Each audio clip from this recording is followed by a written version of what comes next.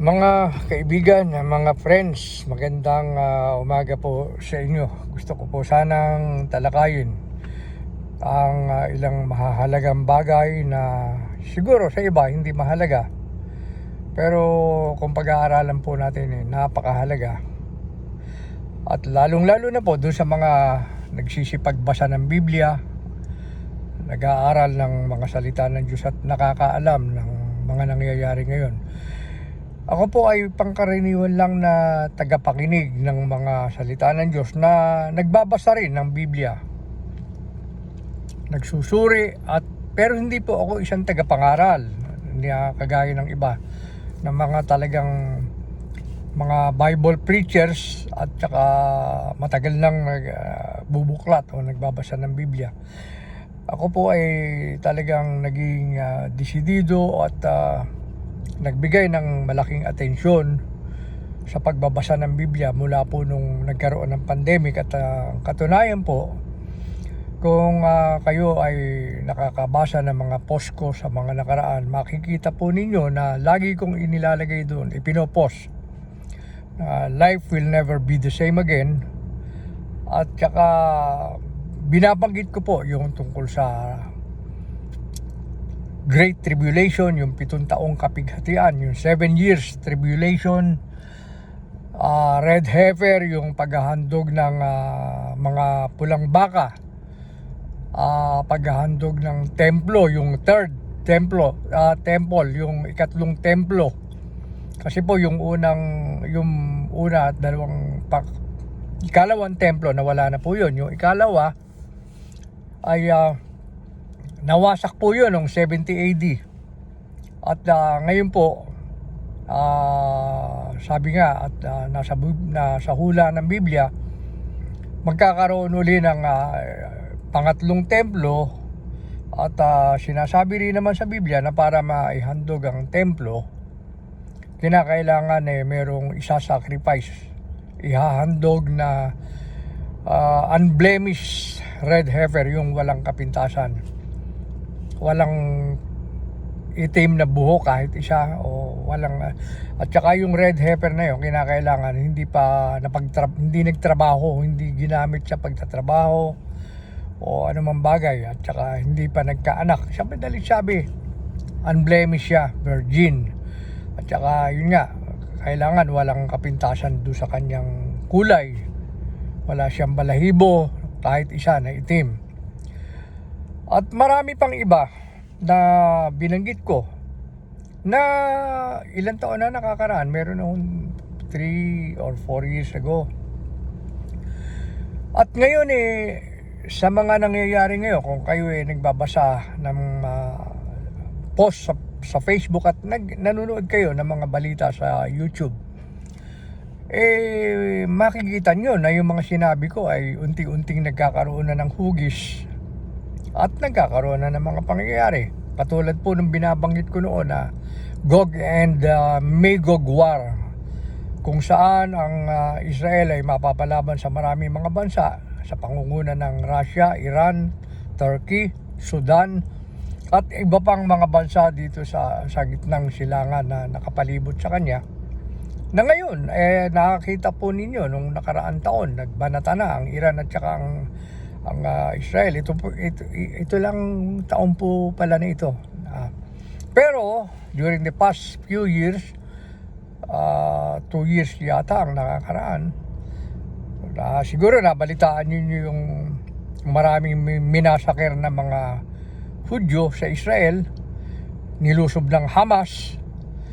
Kung hindi nyo na itatanong, yung pong Hamas, yung Hezbollah, yung Houthis, yung mga jihadis na yan, mga mga proxies, war proxies ng ng Iran.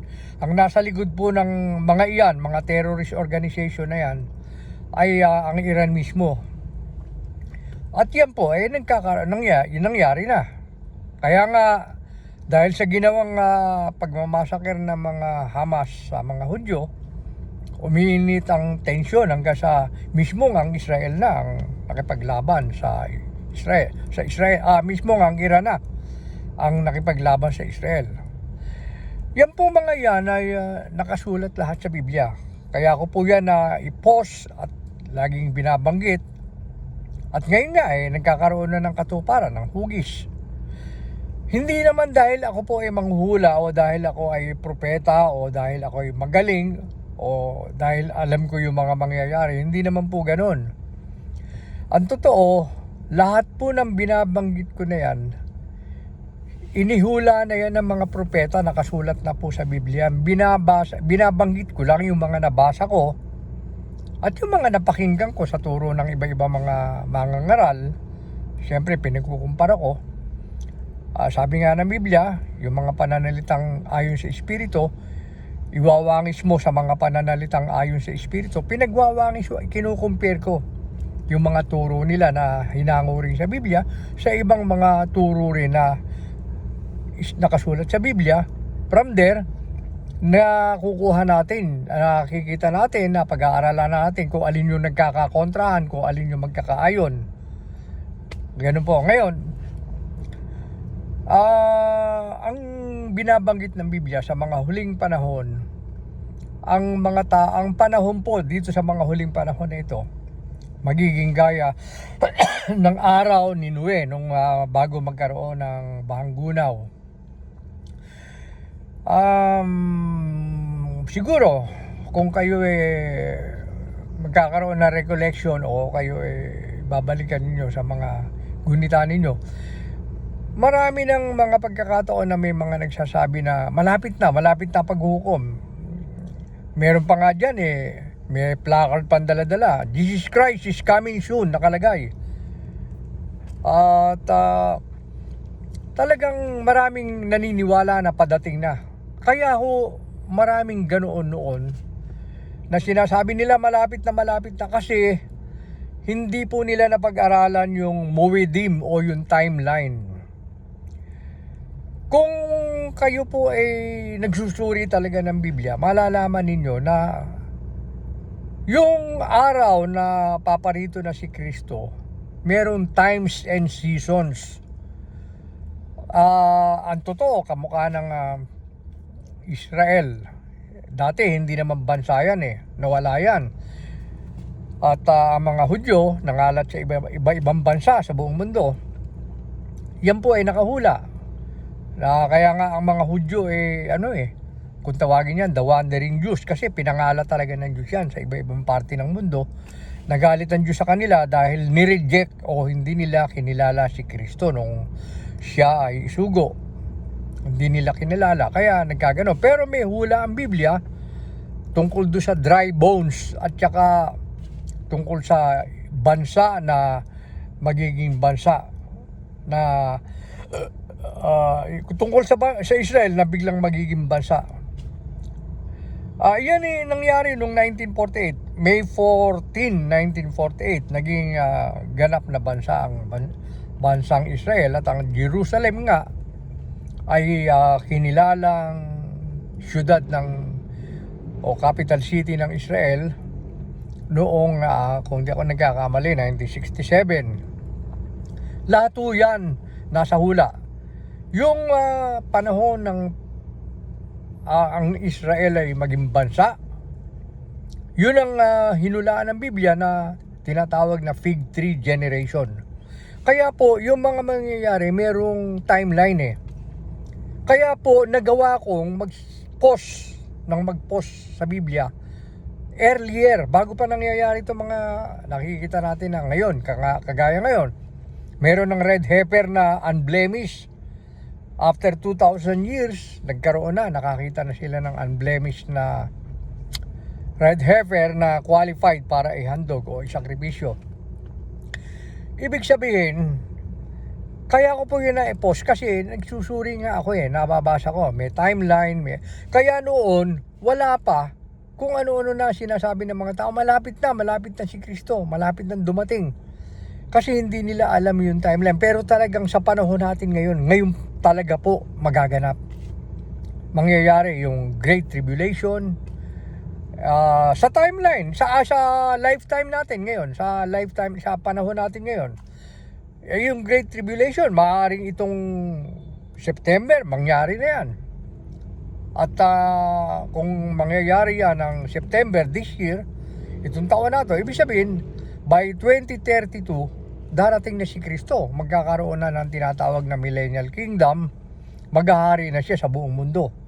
Pero prior to that, bago dumating yung tunay na Kristo, may dadating munang peke o tinatawag na Antikristo. Yung kumbaga siya yung bogus, hindi siya tunay na Kristo, Antikristo. Meron munang darating na maghahari at uupo sa templo sa loob ng 3.5 taon. Yan, hula po yan. Ibig sabihin, kung itong taon na to magsisimula ang tribulation, bumilang kayo ng 3.5 years buhat ngayon. Yung mas matindi mangyayari at mararanasan ng mundo. Yung mga bagay na hindi pa nangyari noon, mangyayari po yan. Yung mga hindi pa naranasan ng tao buhat ang mundo ay maging mundo, mararanasan po ng mga tao yan. Kaya mapapansin ninyo ako, lalo na yung mga friends ko sa Facebook, yung mga kaibigan ko, lalo na yung mga talagang nakakakilala sa akin.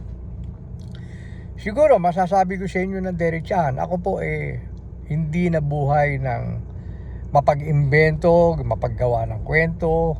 At hindi naman ako yung tipong bolero na yung sinasabi ko po sa inyo ngayon. Kaya ko po ito ginagawa. Kung ayaw kayong maniwala o gusto nyo maniwala, basta ang totoo, gusto kong magmalasakit. Pangunahin na ang layunin ko kung bakit ito ginagawa ko, yung nagsasalita ng ganito. Kasi alam kong sa harap ng Diyos, nananagot ako na ipaalam yung mga dapat kong ipaalam. Yung mga ipinaalam sa akin ng Diyos, dapat ko namang ipaalam sa inyo. Para na sa ganon, kung meron na makinig sa akin, 1, 2, 3, kahit na 3 taon na tauhan o nakaunawa, nakapaghanda. Kasi dapat nating paghandaan. Malapit na po. Kung kayo nakakabasa ng balita, ngayon may balita, magkakaroon na raw na uli ng kakalat na pandemya at i-impose uli yung mandatory vaccination. Yan, sa buong mundo yan. Ngayon, kung kayo nakakabasa ng mga tungkol doon sa paghahari ng Antikristo, bibigyan ko kayo ng konting pahapyaw na kaalaman, konting natutuhan ko. Yung Antikristo, maghahari po yan sa buong mundo sa loob ng 3.5 years. Siya yung magiging magiging kasangkapan para magkaroon ng temporary peace, kapayapaan. Ang isinisigaw niyang tao na yan kapayapaan. At charismatic yan, yung Antikristo na yan. Yun ang description na pinakita ng Biblia. Ang description niya, isa siyang taong charismatic at yun nga, papagkakasunduin niya yung mga bansa. Pero at the middle of the 7 years, at the middle part, yun na, lalabas na yung kulay niya sa yung Antikristo. Maghahari siya sa buong mundo. Magkakaroon ng tinatawag na one world government at one world leader. Magkakaroon na rin ng one world religion. Alam nyo, sa pagdating ni Kristo, yung tunay na Kristo, sa Millennial Kingdom, magkakaroon din ng one world government. One world leader na si Kristo. Kaya nga, sabi ng Biblia, siya yung hari ng mga hari, Panginoon ng mga Panginoon. Siya yung magiging one world leader, one world political government leader, at one world religious leader. Si Kristo yun. Ang gagawin ng Antikristo, uunahan na siya. Itatatag din yung one world government. Pero paano niyang itatatag yan basta-basta? Kinakailangan magkaroon ng total control sa buong mundo. Isipin nyo, ang daming bansa niyan. Ganun ba kadali pasunurin yan? Isipin nyo, iba-ibang bansa, iba-ibang leader, iba-iba kultura, iba-iba tradisyon, iba-iba ugali ng mga tao dyan. Sa iba-ibang bansa na yan. Ngayon, how could you possibly control yung mga bansa na yan na, lalo na yung mga leader, siyempre marurunong din yan At may kani-kanyang mga militaryan, may kani-kanyang mga tauhan yan na pwede rin lumaban, pwedeng pumalag. Pero paano mo magagawang kontrolin yan, yung mga tao? O isa yan, yung vaccine. Isa yan. Yung ginagawa nilang mandatory vaccination, tapos kung ano-ano, inuunti-unti na hanggang sa magkakaroon ng total control. Yun na. Hindi nyo ba napapansin yan? Ang mga nangyayari ngayon sa mundo, puro papunta doon sa tinatawag na total control. Kailangan mabusalan yung bibig natin. Kailangan lahat tayo walang magawa. Kailangan hindi tayo makapalag. Yan yung one world leader, yung Antikristo. Ngayon kaya sinasabi ko po ito sa inyo para kayo magising.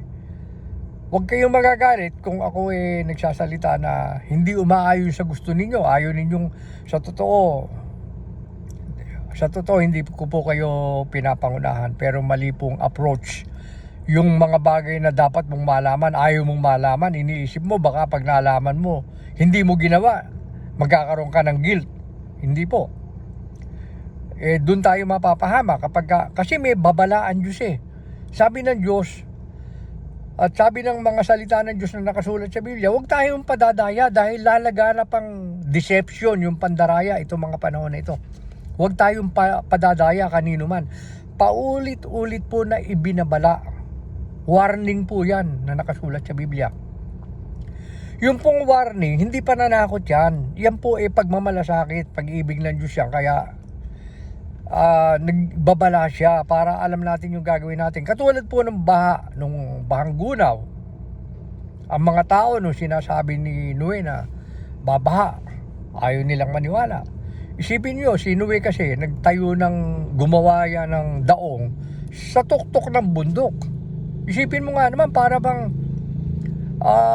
very uncommon at saka para bang illogical na gagawa ka ng daong, ba't dun mo ilalagay sa tuktok ng bundok?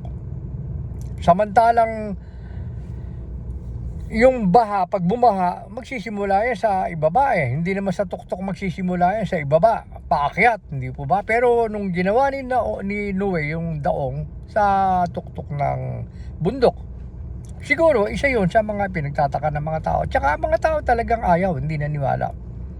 Ang buhay nun, nangyayari yung patuloy na regular na takbo ng buhay, pangkaraniwan takbo ng buhay. Ang mga tao, kumakain, umiinom, natutulog, nag-aasawa, pinapag-aasawa, nagtatrabaho. Sabi ng Biblia, yung mangyayari sa mga panahon natin ngayon, kahalin tulad nung nangyari sa panahon ng baha, sa panahon ni Noe. Pero, kung pag-aaralan ninyo, ang mga lingkod ng Diyos, may babala. Kaya kita nyo si Noe, saka yung sambahayan niya, 3 anak, 3 manugang. Sila lang yung naligtas Si Noe, anak niya, 3 anak niya, 3 manugang niya, saka asawa niya. O di ilan lang sila? 8. Sipin nyo sa dinami-dami ng tao sa mundo. Alam nyo po ba yung yung global flood po yun sa buong mundo? Buong mundo lumubog. Hindi lang isang bansa ang lumubog. Buong mundo. Lumubog po yun sa baha. Pansinin nyo, bago pumatak ang ulan, bago bumaha, si Noe, nandun na sa daong. Safe na sila. Nasa safety na sila ngayon. Ngayon, pansinin din po ninyo, nung panahon ng Sodom at Gomora. Nung bago magpaulan ng apoy sa Sodom at Gomora, dumating yung anghel, iniligtas si Lot, yung kasawa niya, at yung mga anak niya, niligtas. Kaya lang, ang nangyari kay Lot, lumingon, naging haliging asin. Ano ang sinisimbolo nung paglingon ni Lot? Nung asawa ni Lot? Ang ibig sabihin nun talagang ayaw niyang iwanan yung buhay niya ron. Nasa puso niya, nasa damdamin niya, sa puso niya, damdamin niya, talagang nandun pa rin yung kanyang atensyon, nandun pa rin yung kanyang puso. Kaya naging haliging asin siya. Binigyan na nga siya ng babala. Huwag kang lilingon, dire-diretso lang. Pero ano ginawa? Lumingon, hindi nakinig. mapapansin niyo, bago talaga dumating yung kapahamakan, meron talagang ililigtas sa Diyos. Sa panahon natin ngayon, marami namang maliligtas dahil kasi marami namang sumasampalataya kay Kristo. At talagang ibinigay nila, meron silang relasyon kay Kristo. At tumatawag talaga, sumasampalataya sa Diyos. Mahalaga po yun, yung totoong pananampalataya, yung nasa puso, at yung may relasyon tayo. Kasi kung kayo po ay nakikinig ng mga salita ng Diyos, kahit anong relihiyon ang kinaaniban ninyo, wala pong kinalaman ng relihiyon sa kaligtasan, sa totoo lang. Pag-aralan ninyong mabuti, wala po. Kahit katiting po, walang kinalaman ang relihiyon na nakatayo, natatag dito sa lupa. Wala pong kinalaman yan sa kaligtasan at walang magagawa yan para iligtas tayo. Ang itinuro lang ng Biblia na tanging makapagliligtas si Kristo lang, si Yahushua. Sabi niya, ako ang daan, ang katotohanan at ang buhay. Sino man hindi makaparoroon sa Ama, kundi sa pamamagitan ko. Yung salitang kundi, conditional yun. Makaparoroon ka sa Ama, sa pamamagitan ko lang, sabi niya. Dahil ako yung daan, ako yung katotohanan, ako yung buhay. Walang binabanggit na sugo, leader ng relihiyon o sino pa man. Pag inangkin mo yung kapangyarihang ibinigay ng Diyos at karangalang ibinigay ng Diyos kay Kristo Yahushua, maliwanag na blasphemy po yan. Meron ngang isang tagapangaral na taga Davao kung sabihin nyo yung sarili, kung tawagin nyo yung sarili niya, appointed son. Yung lindol na pahihinto, talagang ang daming lapastangan na tao. Meron pa dyan, kinakailangan pasakop kayo. Huwag kayong magtatanong. Never complain. Never ask. Obey, but never complain. Pagka ganyan ng mga religious leader, iwanan ninyo, madadamay po kayo dyan. Ipapahamak po kayo, maniwala kayo sa akin, ipapahamak kayo niyan. Blasphemy yan. Yan ang kinamumuhuyan ng Diyos. Ngayon, balikan po natin yung mga tao. Ang pananampalataya po kasi kay Kristo, hindi yung binabanggit mo yung pangalan ni Kristo, nasa puso. Ano katunayan na ang tao maliligtas? Binanggit po ng Biblia yan. Sabi ng Biblia na kayo rin naman, buhat ng kayo'y magsisampalataya, ay kayo'y tinatakan ng Espiritong Santong ipinangako. Sabi ng Biblia, kayo rin naman, buhat ng kayo'y magsisampalataya, ay kayo'y tinatakan ng Espiritu Santong ipinangako na siyang patotoo ng ating mana hanggang sa ikatutubos ng sariling pag-aari ng Diyos. Sabi ng Biblia, yun ang patotoo ng ating mana, yung Espiritu Santo. Hanggang sa ikatutubusan niya ng sariling pag-aari ng Diyos. Pag-aari tayo ng Diyos, sarili niya tayo, kanya tayo. Bakit? Kasi kaya nga tayo tinatakan ng Espiritu Santo So yun ang proof, yun ang pruweba. Hindi pruweba yung ikaw nakatala ka sa talaan ng kung ano-anong talaan ang sasabihin mo. Kung meron man po kasing talaan na binabanggit sa Biblia, yun yung sa aklat ng buhay sa langit. Hindi naman binabanggit na yung talaan ng buhay nasa Central, sa Quezon City. Wala ho Ngayon, ang katunayan na ikaw ay maliligtas, tinatakan ka ng Espiritu Santo. Paano tatatakan ka ng Espiritu Santo? Paano sasaiyo ang Espiritu Santo? Kung hindi totoo sa puso mo yung relasyon, at kung wala kang relasyon sa Diyos, kung hindi totoo sa puso mo yung pananampalataya. Kaya ang kaligtasan po, individual na ibibigay ng Diyos yan, hindi sa isang grupo. Hindi sa isang natatanging grupo. Hindi po. Yung mga taong totoong sumasampalataya sa Diyos at sumasampalataya na si Yahushua, si Kristo ang tagapagligtas at tagapamagitan, sila po ay nasa iba't ibang panig ng mundo. Pero sa kabuuan, isang grupo lang yan. Dahil pare-parehong anak ng Diyos yan, pare-parehong mga lingkod ni Yahushua, mga pare-parehong mananampalataya kay Kristo yan. Pero nabibilang sila sa iba-ibang relihiyon. Physically, dito, yung isa nandun sa ganung bansa, yung isa nasa ganung sa relihiyon na ganon, yung isa nasa ganung relihiyon, yung isa nasa ganung relihiyon. Pero in spirit, sa espiritu, sa diwa, pare-parehong nasa puso yung pananampalataya, pagkilala, pagdakila sa Diyos. Ganon din pananampalataya, pagdakila kay Yahushua Kristo. Yun po yung tunay na kapulungan o eklesiya. Eklesiya o kapulungan o assembly. Kung tawagin sa wikang Hebrew ba o Greek, kahal. Ang alam ko, Hebrew po yata yun, kahal. Na kung i-Englishin natin yan, assembly. Pwede ring church.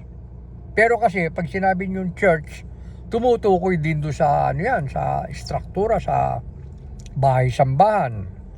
Tumutukoy din yan doon sa mga mananampalataya. Pero pag sinabing assembly, talagang tao ang tinutukoy diyan. Kalipunan ng mga mananampalataya ni Kristo. Sa Tagalog, kung tatagalogin niyo yan, siguro ang pinakatamang termino yung kapulungan. At yun yung mga mananampalataya ni Kristo, yun po yung mga anak ng Diyos. Yun po yung mga ililigtas pagdating hindi lang ng tribulation. Yung mga taong ililigtas ni Kristo, walang hatol yan, hindi nahatulan yan. Kung meron man tinatawag na paghatol na haharap kay Kristo yung mga lingkod niya, hindi para hatulan, para parusahan, hindi po yun. Bibigyan ng reward, may mga gantimpala. Yan, hindi naman alam ng ibang relihiyon yan, hindi naman itinuturo na meron palang gantimpala. Ang totoo, yung ibang relihiyon niya, sinasabi pa, ang Israel niya natalikod na, wala na yan, hindi na maliligtas yan. Pero hindi nila naiisip at hindi nila nalalaman na ang Israel ay eternal, ang covenant ng Diyos sa Israel ay eternal, walang hanggan. Kaya nga sa mga huling panahon ito, ang focus ng Diyos nasa Israel na, wala na sa mga hintil. Yung hintil, tayo po yun, mga Pilipino, Amerikano, Inchik, Hapon, kahit anong nasyon yan, anong nationality, basta walang dugong Hebrew, hindi Hudyo, yan ang tinatawag na hintil. Tayo po yan, mas marami tayo. Kasi ang Hudyo ko, konti lang yan Darating talaga yung panahon na sa hula ng Biblia, magkakaroon ng tinatawag na fullness of the Gentiles. Yun na nga, pag nag-rapture na, mawawala na rito yung mga lingkod niya na hintil. Kukunin na yan. Magra-rapture. Ngayon, yung mga nalalabing panahon, itong last 7 years na to, puro nakaukol na yan sa Israel. Yung attention ng Diyos nandiyan na sa Israel. Kumbaga, yung kaya nga may binabanggit sa Biblia, all eyes will be on Israel. Kasi nga, yung mga mangyayari ngayong huling panahon, during the last 7 years of this fig tree generation, yung mga mangyayari, puro nakaukol na yan sa Israel. Kasi nga, ito yung panahon na ibinigay ng Diyos para ang Israel ay magsisi. Daraan sila sa matinding paghihirap. From there, matututong magsisi at magbabalik loob. Kikilalanin na, finally, kikilalanin na nila si Kristo Yahushua at tatanggapin na nila na si Kristo yung tagapagligtas. Yun po yung turo ng Biblia. Sana po itong konting paliwanag ko makatulong ng kahit papano sa pagsusuri ng mga gustong magsuri, yung mga gustong totoo ko, konti lang nga nalalaman ko, kaya nga po ako kadalasan ang aking ipinapayo, palibasa, sabi ko nga, inaamin ko naman sa inyo, pangkaraniwan lang akong tagapakinig din at nagsusuri. Kung gusto po ninyong meron kayong matutuhan na maraming kaalaman sa salita ng Diyos, gusto nyo magsuri, sana mag-email kayo kay kapatid na Rolando Dizon Jr. o kay Ka John Dizon sa Assembly of Yahushua Makikita po ninyo yan sa Facebook at saka sa YouTube. Pwede po kayong mag-email, magpadala ng mga tanong ninyo kung ano gusto ninyong itanong. Kaya ko po sinasabi na kay Ka John kayo mag-email kasi sa akin, kukunti ang mapipiga ninyo, bahagyang-bahagya lang din ang alam ko. Pero kahit na yung konting-konti lang yung alam ko, sayang din yung konting nalalaman ko kung hindi ko naman ibabahagi sa iba. Kahit konti lang yun, pero kahit papano makakatulong ho yun. Ngayon, para mas lalong maparami at maging malawak yung kaalaman ninyo, yun po. Sana magsuri kayo, magtanong-tanong kayo, magpadala kayo ng mga tanong o mga bagay na gusto nyong alamin. Magpadala kayo ng mga tanong kay Ka John Dizon sa Assembly of Yahusha. Makikita nga po ninyo, ulitin ko, sa Facebook at saka sa YouTube. Maraming salamat po sa inyo.